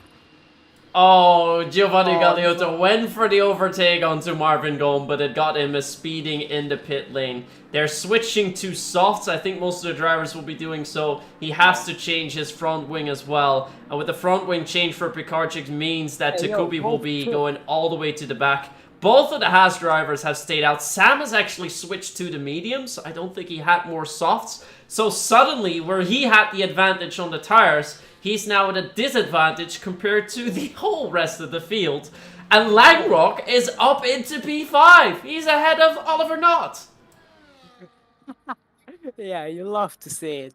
You know. Well, not at the service I penalty, actually. Oh well, yeah, Oliver did serve that. So yeah, but really, really interesting. Firstly, Langrock obviously is a race merchant. I predicted he'll get a P2. He's still on for that P2.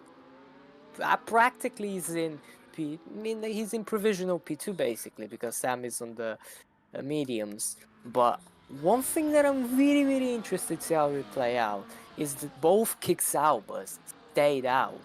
And are we gonna see some kind of team play where Mr. Pike like tries to hold up the rest of the field, and then Elko can just drive into the distance?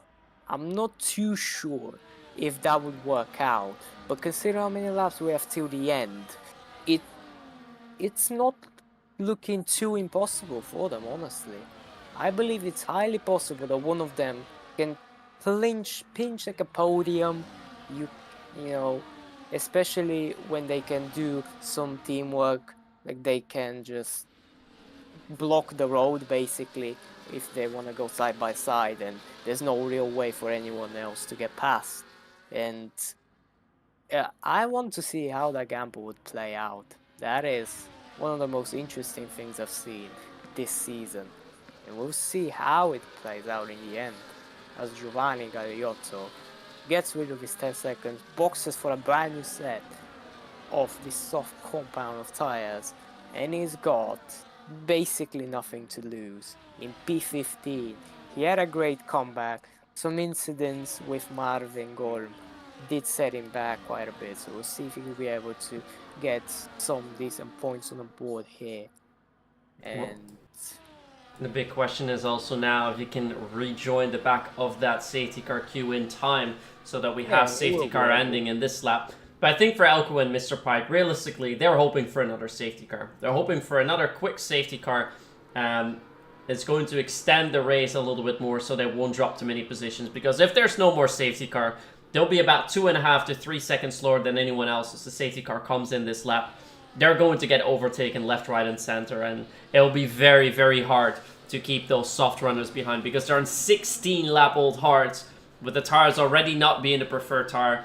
The softs, they will be able to hold on to the end. It'll be very, very hard to keep the likes of Herman, Sam, and Langrock, but also Oliver Knott behind.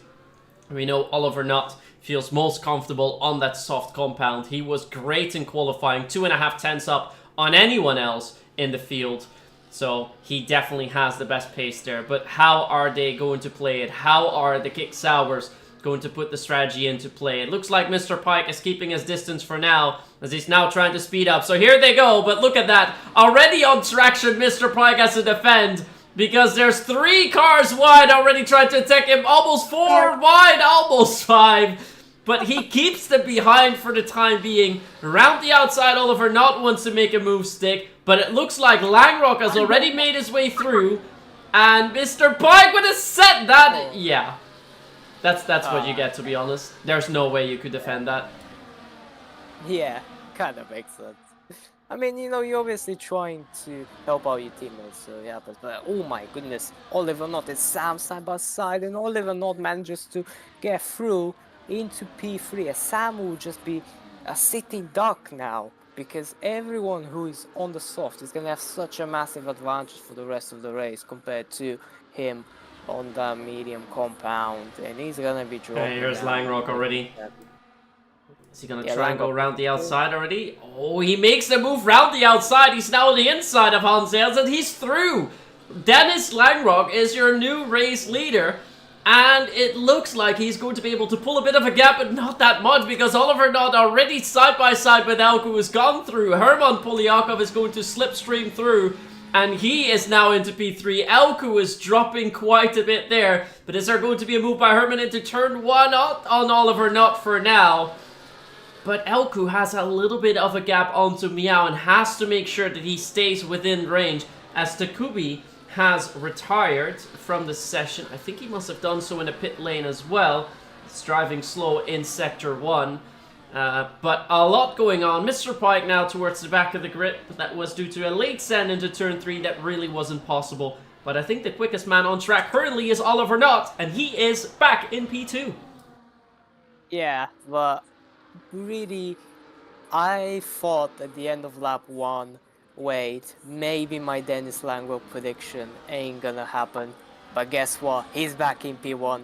No one cares if he's P17 at the end of lap 1. He's still leading the race with 5 laps remaining. Yeah, That where is- we were hopefully waiting for a 5th different race winner. Your man in P1 and 2 already won a race before, so we might see the first repeat winner of the season as well. Either that, or we're gonna see Herman Polyakov win. That's true. Herman is, I think, the only one now that can put some dirt into that, because the gap to Meow is already quite significant, as we have a yellow in Sector 1 as Giovanni Galiotto has a safety car. It's yet another safety car. And I think for Elko, this is a send from heaven, because this realistically means that he should finish in the podium. Mr. Pike, he has to go in for a pit stop. He should not be staying out here. I think the rest will all be staying out. Mr. Pike, the last one to decide, could go for some softs, maybe go for some moves late. Not entirely sure what happened to Giovanni. We might hear about that in the chat. It looks like Takubi also not too happy with the fact that he retired a few laps ago. But we have so much going on here at the front, at the back. Is this our 4th safety car? I think it is, right? Yeah, it is. Great. Then we'll see though who actually boxes, because with the safety car right now, as it looks, they're only gonna have 2 laps of racing. And The front runner shouldn't stop. yeah, the fronts are not gonna No. stop. Ooh, a little bit of a fake there. Yeah, I mean, you have no pit entry. We have line 3 drivers crossing. coming in. Sam has come in on the mediums. Sort of makes sense. Marvin Gomez come in because he's towards the back. And Mr. Pike gets a 10-second penalty for speeding in a pit lane. That will really hurt his chances. But that he was going to come in makes sense. Yeah, Marvin Gomez actually boxed because he has wing damage. So did Mr. Pike. And yeah, it's not looking too great for them. Sam has just boxed for What? Old his mediums? Yeah. That must have been a mistake. Because his Sure. old tires were 5 laps old, so this must have been an error. Wonder if he's going to come in again for that. Probably. To be fair, he should. There's no way he's going to make a move onto Ben Shawley. Might as well try on fresh compounds and then try and take 3. Yeah, I mean, it's not looking too good, but Elku crucially has stayed out. He is gonna try and hold on to that P6 for dear life. 20 lap old hards compared to 5 lap old soft. He's gonna be a sitting duck in the straight, and he's gonna be basically a moving chicane for everyone behind him. I really want to see him getting points, but with this, I do not think he will simply have the grip to keep this P6 for very long. He's definitely going to drop down the order a little bit, but with the DRS only coming into play in the final lap, he doesn't have too much to worry about for safety cars. More drivers are coming in. Ben Shawley, Sam, and Mr. Pike have come in once more. And there's a penalty again for Mr. Pike for a collision in the pit lane with Sam. This is going from bad to worse for him. Sam has gone on to new softs, so maybe... Well, I don't know if this was calculated. I don't think it was. But he's on for new softs now. That's good news for him. Ben Shawley, I'm not sure if he's going on to new tires because he's still staying in the pits for quite some time. They've both gone for new softs. But I think for Elku, points definitely on the cards for him. But we're going to see quite a fight at the top of the field. Yeah, definitely. And I believe safety car has to be at the end of this lap, right? Surely. Yeah, it has to. I think there is a rule within the game that the safety car is not going to come in with just one lap to go, which means that if Sam, Ban, and Mr. Pike don't get to the back of the safety car in time, will be out of contention for points for sure. Yeah. I mean, Mr. Pike is already out of contention because he got another 10 seconds for speeding in the pit lane, but Ben Shawley and Sam, Ben Shawley will be able to catch. Mr. Pike will be right on the line, but he's got that penalty, and I don't think he's getting any points. But I really want to see the fight for the race win, though. Oliver Knott versus Dennis Langrock. Maybe we will get an incident and Herman Poliakov wins. Who knows? Well, if you want to make a move here, you'll likely have to do it into turn 1, because I think the drag towards the finish line on the last lap won't be enough to go for the overtake. So you'll have to do it as quickly as you can, because the DRS is not going to help you too much. But Oliver Knott knows he needs to time this well, and he times it quite well, because he has got some gap onto Langrock behind. And look at that, Herman Poliakov almost side by side with Meow, who's gonna try and go around the outside. Breaks a little later, but there's no way around the outside for him, as Kevin West has gone past Elku, who's now in P7, but they're still side by side, almost make contact. Elku with a send down the inside, but they collect each other a little bit, but they stay on track. And now Steven Vassell wants to get past Kevin West. Almost side by side they go through Slow to Marcos, through Skyblock now, but they stay on track, and Elku down to P8. And he's really going to struggle to stay within those points for now, but we should be focused at the fight at the top of the field, because Oliver Knott now has about a 4/10 gap over Langrock, then it's 2/10s to Poliakov, and then it's another 4/10s to Meow, as Marvin Golm has gone 10 seconds for corner cutting, and he has now retired. He's crashed out in turn 10. Yeah, that's not what you want to see from the ABS man, but now we'll get one lap of DRS to hopefully try and help Dennis Langrock in the fight for the race win. But Oliver Knott has got about 30% more ERS batteries. Dennis says the fast lap of the race, but I don't think that would matter too much, as the gap is pretty close. But Oliver Knott, crucially, has got that ERS advantage. Pekarchis went off in turn 1. He's now down into 12th.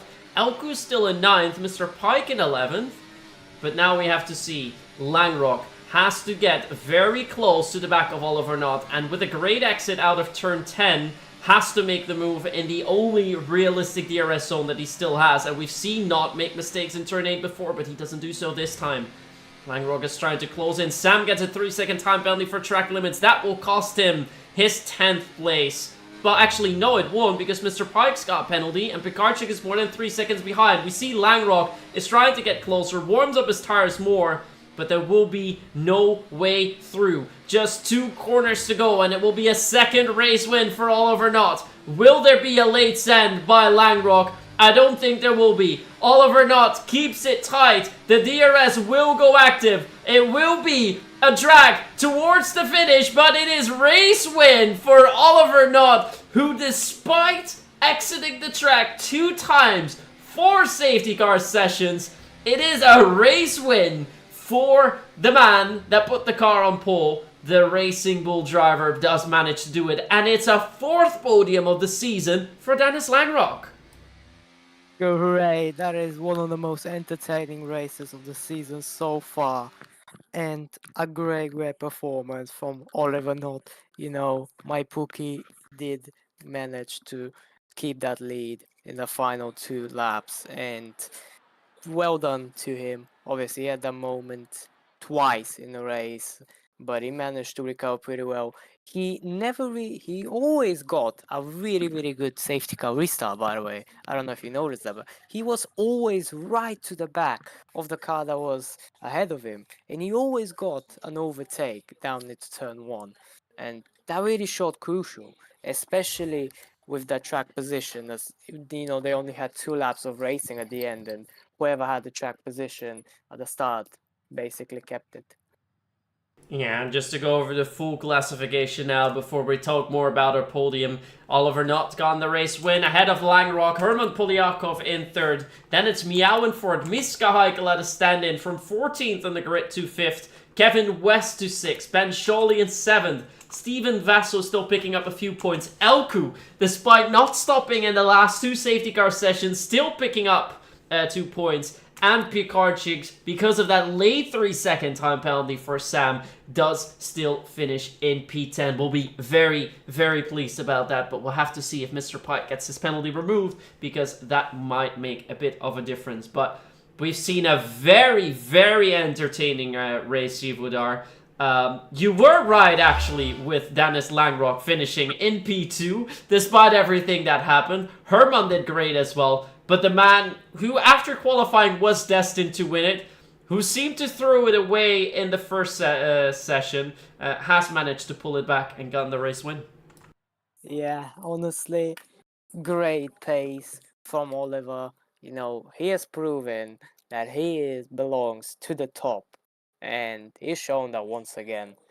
Great qualifying, 3 times clear of P2, and although he's not 3 times clear of P2 in the race, he is 2 times clear, and he does manage to win it.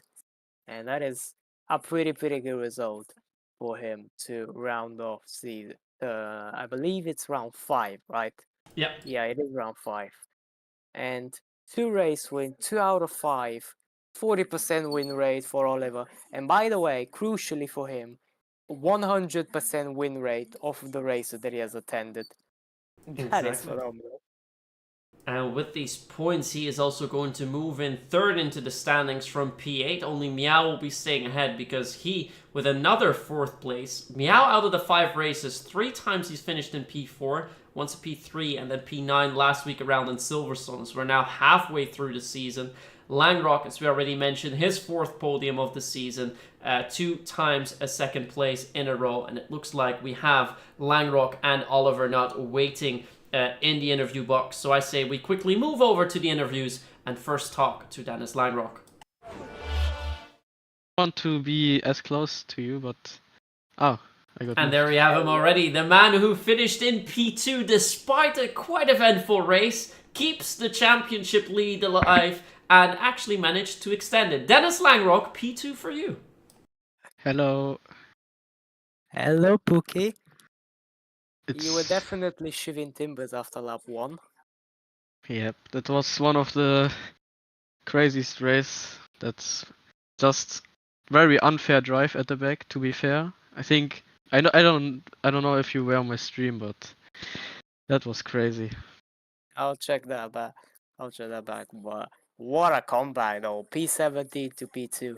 Even before the race, I said P2 for Dennis Langrock. I saw you being in P17 on lap 1, and I was like, nah, he'll make that back. I'm sure. But why I guessed P2? it. Yeah, well, we had quite much problems in the qualifying. I was driving on my auto lap and had crazy lags, so I done 1 lap, and then I just came in and done another lap, broke it up because legs were too high, and restarted the game. And yeah, only got a 0.5, so it was no ideal. Yeah, not ideal lap 1 for you, of course, but with those safety cars and the strategy game, definitely you got a very nice comeback, especially on the medium. Amazing overtakes following up Giovanni Gagliotto, whom actually I believe, got crashed out, right? Who? The Ferrari? Yeah. Yep. Yeah, he got crashed out from Marvin. Yeah, Oh, go no, ahead. no, was it Marvin? Yeah, it was Yeah, Martin. Marvin was Red Bull. Ah, yeah. Bro, that Red Bull, he's trying to defend so much and it just took out. Yeah, Almost sad. you out. Yeah, sad for Giovanni because he was on quite good pace. He was in front of me, so yeah, but good for me. I also nearly lost the car where he got died, or Yeah, I in saw this that. corner. Yeah, with Marvin. Yeah, we Yeah, saw that. yeah, nearly crashed again. So was quite a good crazy race. Yeah, and even after all that, you still come home in P2. No one can take you off the podium. Yes. It's indeed very hard to take you off the podium this season. We are halfway at the halfway mark, and out of the 5 races, it's your 4th podium. But I quickly want to go back to that incident that we had quite early on in the race in turn 1. Can you explain a little bit what happened from your perspective? Yeah, it was. I think it was Kevin who was on softs, and yeah, he was on the long right going for the overtake on the inside, and yeah, I was on mediums. I didn't fight against him, and I think he was trying to overtake someone else, and then he got kicked out on the grass and take me without. Then I got front wing damage and was a long time P16. So yeah. Yeah, and then of course we had that first safety car come in that allowed you to get back into contention with those softs. You, Giovanni, and was another driver with you. I believe it was Mr. Pike or so. Yeah, Nicolino. Nicolino it was, yeah. We're Yeah. trying to make their way up a little bit more. More incidents ensued. We had 4 safety cars in total. But towards the end of the race, did you ever have the feeling, I can take this win? Or was it going to be too hard to overtake Oliver Knott?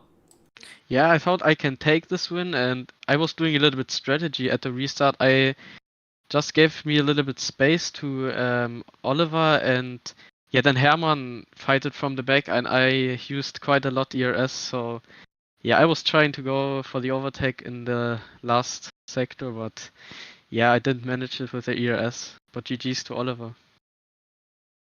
Yeah, now the best result out of all this. Takubi was second in the standings. He, of course, will be scoreless. Man in P3 now up into second of the standings. Meow finished in P4. That gap was 17 points. It's going to extend a little bit more. So with 5 races to go, you will have more than 20 points of a lead heading into the second half of the season. It's looking quite good for you so far, isn't it? Yeah, it was looking quite good. Vegas was not ideal. There I lost much points because of an incident where I got completely killed. Like Rocket League. Yeah, but it was so decent till yet, and yeah, we will get this right and get the win next time. And then the final question, at least for me. We have 5 races remaining. We still go to Hungary, to Shanghai, to Canada, Austria, and Interlagos, Brazil. Out of those 5, which one is going to be your favorite? I think Brazil is good. China I don't like very much, but last time in TE it was very good for me. Yeah, Hungarian is a good track too, so I think I go with Brazil maybe, or China. This two. Austria is also good. I don't know. Brazil. Sounds quite promising for you. Jivodar, any questions from you for our championship leader? No, I'm just fascinated that it goes from P17 to P2 and says decent race. Like, he's got that big of a consistency. Every race is finished, he's on the podium. It's a bit humble, isn't he? Yeah. Dennis podcast. Yeah. Yeah, but I need to say one more thing because that was quite enjoyable for me because I don't know, Mr. Pike, he's driving like quite necessary. So I don't know, maybe I just want to say it because every time it's just the same.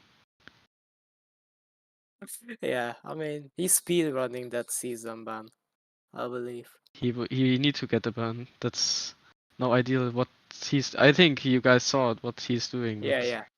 That's yeah. But he didn't kill me at where I overtake him with a soft. That was quite nice from him. So yeah, maybe he will change. decided to spare you. Yeah, I don't want to shoot against everyone. Everyone should drive like he's doing, but he's like driving massively aggressive. But it's maybe he will change. So yeah. Maybe. Well, we're But definitely going to see quite a few Stewart's inquiry towards the end of this race. But I think from your end, well, apart from that turn one incident, I don't think there's much to complain about, is there? Yeah, that was good, all good, and yeah, I was just want to say thanks to you guys that you're every time commentating here. Quite nice to have this, and yeah, keep this going. Cheers. And maybe You're see you doing next good week. job. Yeah, Yeah. of course. Keep the podiums going. Yeah, and keep Yes. the podcast going as well.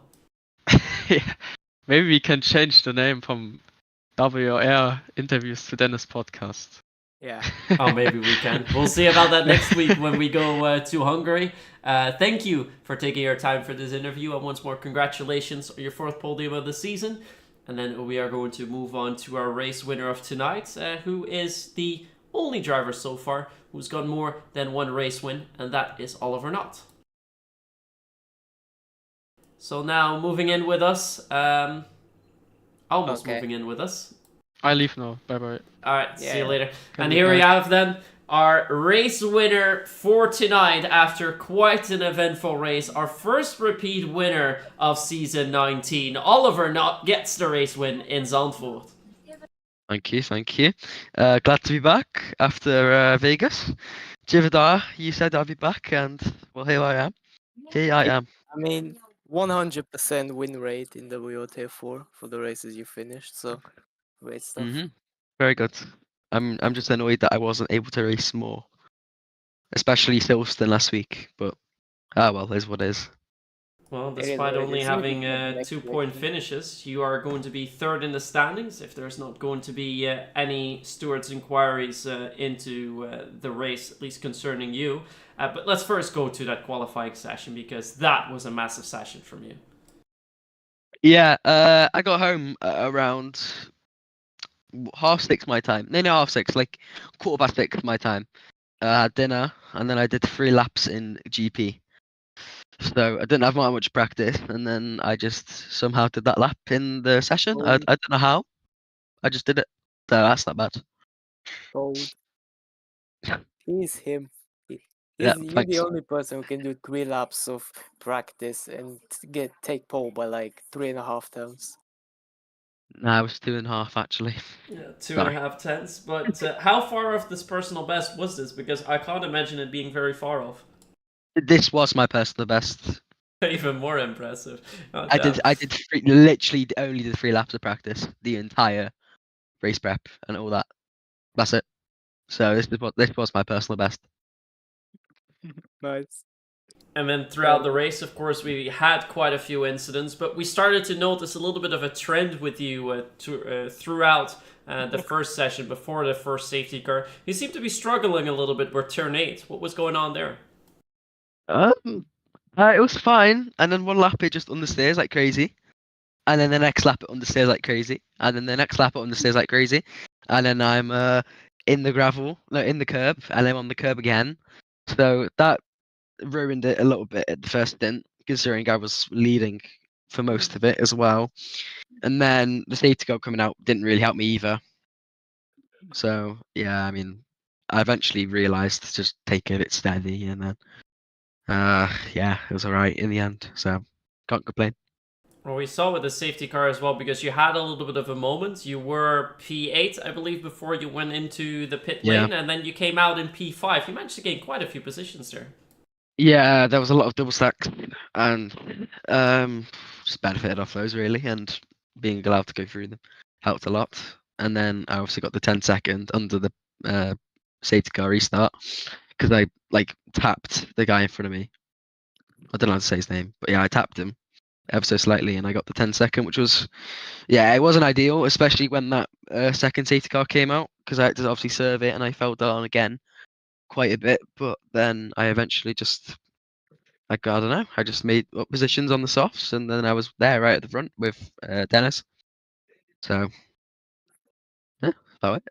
Yeah, once we got back onto the softs, it felt like it was coming back into your hand because you had that better pace in the qualifying session on the softs. You still had quite a fight going on there with Langrock and also a bit with Herman Polyakov. Was there ever a moment you were worried you were not going to get the race win here tonight, or was it all safe and sound cruising?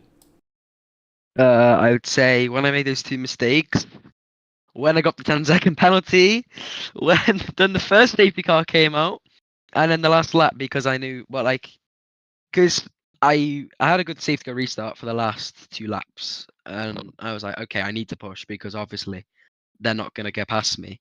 And I was like, I need to get a good gap. And then it was about, I think it was like 5 attempts, and I had like 45% ERS onto the final straight. So yeah, luckily it was enough. But I was a bit like, is he gonna get him here? I don't know. I didn't know how much ERS he had, obviously, and then the DRS and the slipstream was just overpowered as hell on this game. So yeah, I was just kind of praying, and then I realized, oh, it's down. So Yeah, the good very news good. for you was that Langrock behind you had about 25 to 30% less ERS than you heading into the final lap, so that definitely must have helped you a little bit too. But I Yeah, think that 100%. safety car restart really did it for you because after that, there really Mhm. wasn't a moment anymore where you were threatened. No, I just something clicked. I don't really know, and it all worked in my favor. So very happy, very happy. All right, and then moving on to Givadar, any questions for our race winner tonight? Nothing. How did you manage to actually get so clean restart? Like you had like 3 or 4 just super clean restarts. You always managed to gain a place on the restart. You were always to the back of the car ahead Yeah, I on the just restart. good reflexes. I don't know. I was just watching the guy ahead, and I saw him go, and then I went. And then for when I was leading, I just literally as soon as it went prepared to resume overtaking, I just went. That helped me a bit. Again, that 5 temp gap, and then I just maintained it, and then I won. Nice. Yeah. Well, at least this is good news for Mr. No Quali Pace. You're now the only man who's gone more than one pole position, and also the only man who's gone more than one race win. Is that something you were expecting prior to the season? Now we're at the halfway mark. No, just no. I wasn't expecting to win. I mean, I was hoping for a little bit better than my last season. Like too many DNFs and no points. So I was hoping, okay, if I can get like a few, like maybe a podium or so, maybe like a few like good top 5 finishes, whatever. But now I've obviously I've exceeded my expectations a little bit, and maybe I'm starting to actually gain some race pace, which is quite handy Yeah, considering it's maybe. Emirates. Yeah, maybe you should actually rename yourself to Mr. Quali Pace. Yeah, but why would I do that when I've got race pace now? Okay, Mr. Mr. Race Quali, Pace. Mr. Quali race pace, Mr. Quali race pace. I mean, sure. I'll start calling you Mr. Race Pace. Or I can just stick with my name. To be fair, if I wanted Timech? to, I could do that, Jivadar. I'll just call you Timech. Yeah. Well, Okay. at least this good result tonight means that you're now going to be moved up third into the standings. I believe my calculations are correct. 26 points behind championship leader Dennis Langrock. And with 5 races to go, that really leaves everything open for you to even make a bid for the championship. Yeah. Until I look at the calendar. So Hungary is awful for me. I'm not good at Hungary in the slightest. China, if I practice, it'll be alright, I think. Canada is awful for me, and then Austria and Sao Paulo are good for me, especially Brazil. So I'm hoping I can probably win Brazil. No ego. I can probably win Brazil. Austria maybe be up there, and Canada, Hungary, China. Like I'm not expecting much from myself again. So yeah, maybe I just gotta hope that Dennis gets no points, and then everyone else gets no points, and maybe I can fraud myself up to the top. Maybe, just maybe. Maybe. It sounds a little bit like opium, but it's okay. We all got a little bit of delusion. Right, okay. And says the one that did a 90.1 or something like that in TE qualies. Okay, you don't have to bring that up. No, we're doing that. We're doing that. Well, it's definitely been an interesting season so far, and I think there's a lot more interesting moments, a little bit of chaos, and some great races that still remain. For now, Oliver, thank you very much for joining us into the commentary box, and congratulations on your second race win here tonight, and perhaps later on in the season, maybe for the final few rounds, we will see you in the commentary box again. I hope so. Thank you for having me again. Just Right, have a cheers. nice evening. You too. See ya. Bye. Yep. A great race, though.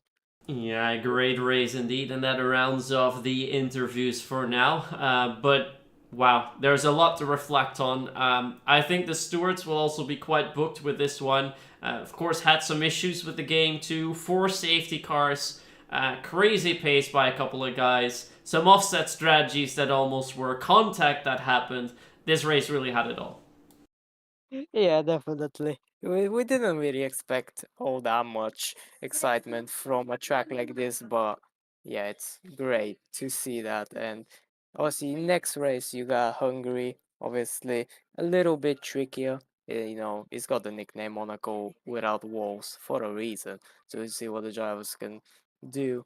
Some drivers really like Hungary, some drivers really don't. It will be interesting, particularly because it's the last race of 2024 for us. Exactly, and with that, also some time to look at the calendar. So you see what we have remaining for the rest of this season. We were now at the halfway mark with the Grand Prix of Zandvoort today, December 9th. Then we have the 16th in Hungary, which will be next week. Then we take a 3-week break even before resuming in January. Then we have China, Canada, Austria, and then finally the 27th, our season finale in Sao Paulo. Although the drivers do need to make sure that they cut back on that gap from Langrock a little bit. Otherwise, before the race of Brazil, we might have a champion crowned. At least for the next race, is that not something to worry about? But seeing how eventful the race around Zandvoort was, the fairly similar track in Hungary, another Mickey Mouse circuit, I think we could see some sparks happen again, Zivodar. Yeah, definitely. You know when the circuit is.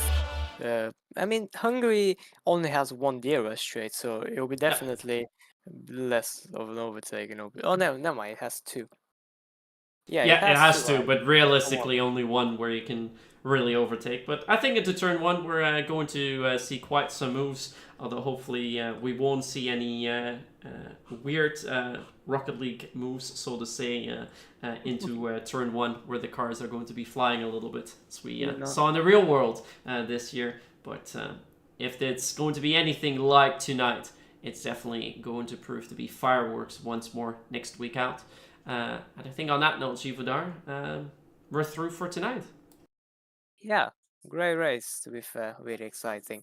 By the way, update on the reports. Mr. Pike so far has not gotten reported for anything. We could have a breakthrough here, chat. He's not getting reported so far. That is good.